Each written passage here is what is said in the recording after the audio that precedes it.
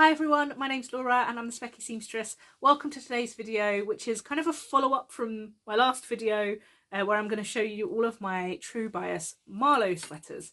I say all of I have 3, but I also have a fabric to show you, maybe 2 fabrics to show you that I'm going to make 2 more. But they're quite fun versions, so I'm hoping you'll enjoy the video.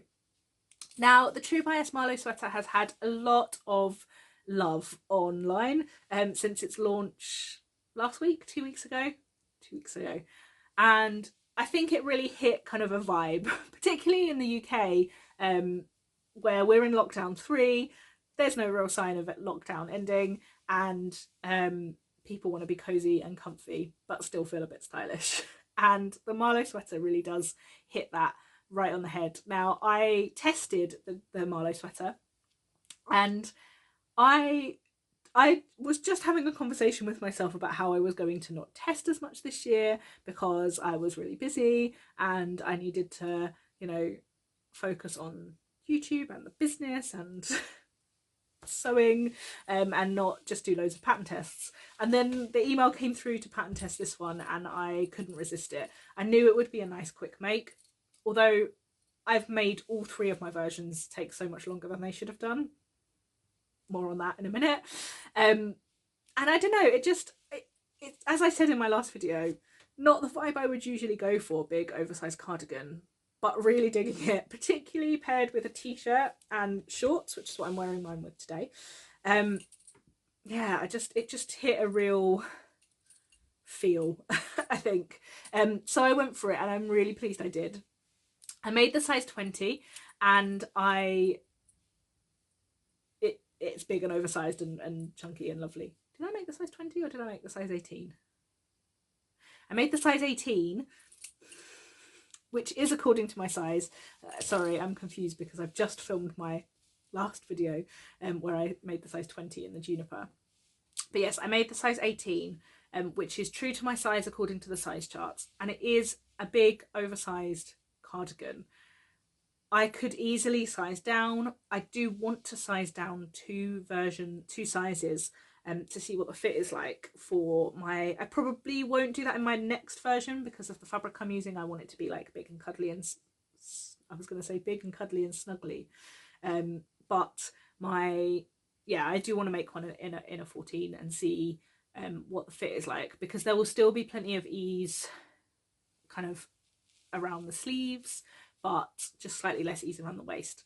But because I tend to wear my cardigans open, I don't think it really matters that much size wise, to be honest. I quite like being able to sort of snuggle up in this, so I probably will just continue to make the 18s as much as I tell myself I will make a 14. It definitely depends on the fabric, that's for sure. So the first version I made, my tester version, I made up in a brushed French terry or brush sweatshirting that I bought from Sewisfaction. It's been a really difficult fabric to photograph, if I'm honest. It looks purple and it kind of isn't purple. It's like a burgundy, maroony marl, which is the reason I went for it, because as I've said, I like my cardigans to be knitwear rather than like fabric. I'm not a big fan of the kind of ponty jersey cardigans. They've never really been my style, but this kind of has the marl to it gives it a bit of texture, and I thought I would give it a go. I only bought I thought I only bought a metre of 160 wide. I did only buy a metre of 160 wide, but having tried to replicate my pattern cutting for another one, I'm not sure if I only got a metre, but yes, you can get this out of quite a small piece of fabric if you don't have any directional print and it stretches in both ways, basically, is what I'm trying to say there. And I cut this out and I made it up really quickly. It's such a quick make. It won't take you long at all. I made it longer for myself because I chose to use bias binding from my shop to bind the neckband. So you attach and I should say I made the crop version.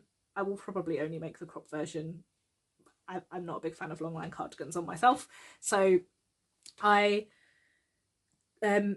sewed up the shoulders, the sleeves, the cuffs, the hemband, and then the neckband. As I said in my last video, there's two versions of sewing it. You can either fold the neckband in half and just overlock it all the way around and try and line up the edges, or you can sew it in two stages so that you get a nice clean corner at the hemband where it meets the neckband. And I chose to do that on my first version, but I decided I would bind the neckline using bias binding from my shop to make a nice clean finish on the inside. And it was a bit of an experiment because I am figuring out different ways of using bias binding that I'd like to show you in tutorials, and this one worked really well and I've used it again since, and I will be filming a tutorial for it. But it's really easy. You effectively finish the edge before you sew it down and then you top stitch. So it's nice and easy to do. And I really love it. It gives me a nice little pick me up when I wear it. It actually, this cardigan just makes me smile. I would say when I see it hanging up in my wardrobe, but more realistically when I see it on the floor on my floordrobe, it just makes me smile. It's fleeced on the inside, so it's, well, brushed I suppose rather than fleeced, and which makes it just super cozy. Once I made this, I wore it probably about a week straight because it was super cozy. I used some gorgeous Ethel and Joan buttons in a rainbow gradient. I bought these not having a clue what I would use them for, but just knowing I loved them. I also have them in black to white gradient, which is beautiful as well. And I'm excited to use them on some pinafores. I think this year I'm going to be making some pinafores as a heads up. So I'm quite excited to use them on those. But because the Marlo sweater uses a wide hemband, you can really make use of some statement buttons for it. I did sew the buttonholes on this cardigan, but because I've never worn it done up, I then didn't sew buttonholes on my next two. Actually, I haven't even added buttons on the other two so far. I think I probably will, but I haven't decided on what buttons yet. But once I'd made this up and I put it on with my Montrose dress, which I've talked to you about before from an IKEA duvet cover, I just loved the look of it with a little fit and flare dress, but also with shorts and a t-shirt. My other two versions get worn more with shorts and a t-shirt than a dress. Actually, if I'm totally honest, they get worn more with sweatpants because I made myself a pair of sweatpants and it's been cold, so they've been worn with that quite a lot. So my second version, I gave you a bit of a sneak that I was doing some quilting or piecing project that I couldn't tell you about yet, and I was making a Marlo sweater. It's more like a jacket. So because the Marlo sweater, you don't have to use stretch fabric for anything except the bands and the cuffs. You can use a woven fabric for the body. I decided that you could quilt a lining for it, and because it's nice and oversized, there's plenty of room in there for a quilted lining. I used some quite thin quilting, like batting, so it wasn't too heavy or too thick, and I used pieces from my bias binding business that are left over. And honestly, this is just, all of my Marlo sweaters just make me really smile. And yeah, I love this. I've currently left it to be fully reversible, so I can yeah, wear it quilted side out or plain green side out. The green fabric has just enough stretch. You need 20% stretch for the bands, and it has just enough for that. So, it's a wool jersey that I bought from the textile centre a long time ago, and I just love it. Again, this got so much wear just after I made it and still gets plenty of wear. I will often wear it green side out rather than quilted side out, but I do quite like that the option is there for me. So I don't know if I'll ever add buttons to this.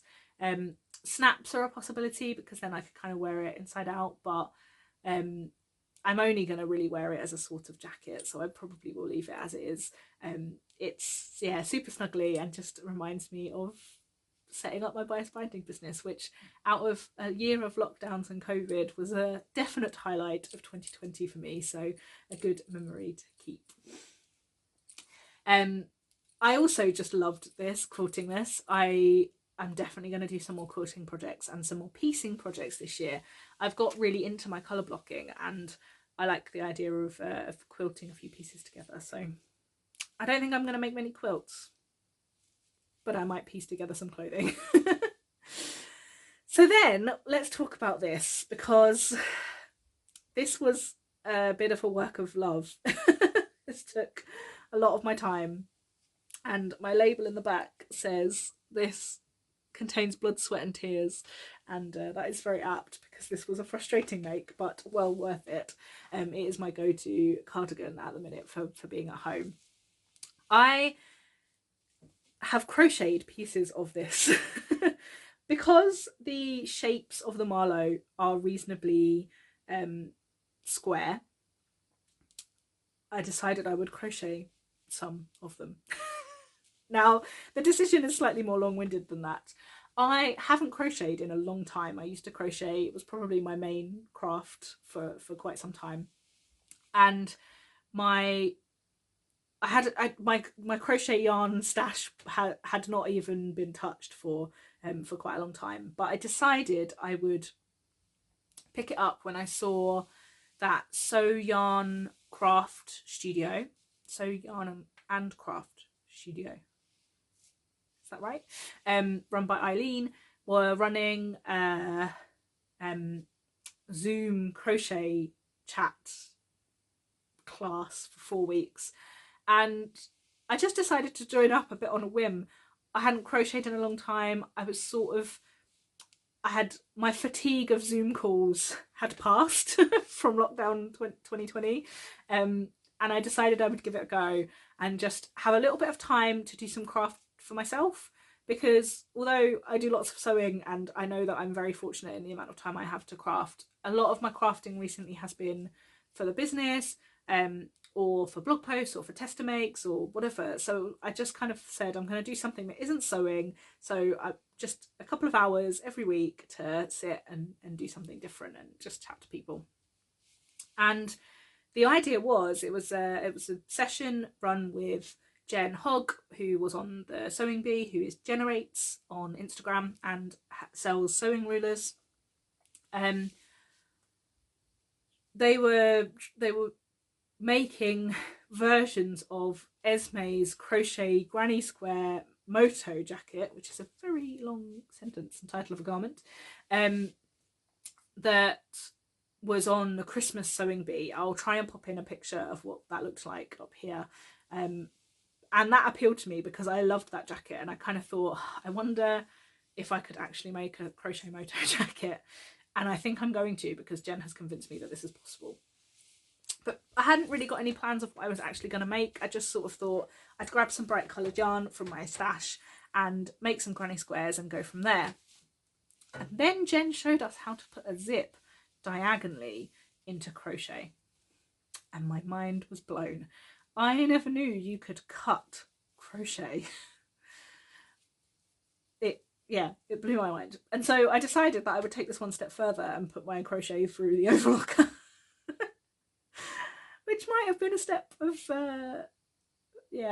questionable mental state, because it was difficult. But it was so worth it. So basically I stabilized the edges. I crocheted my squares.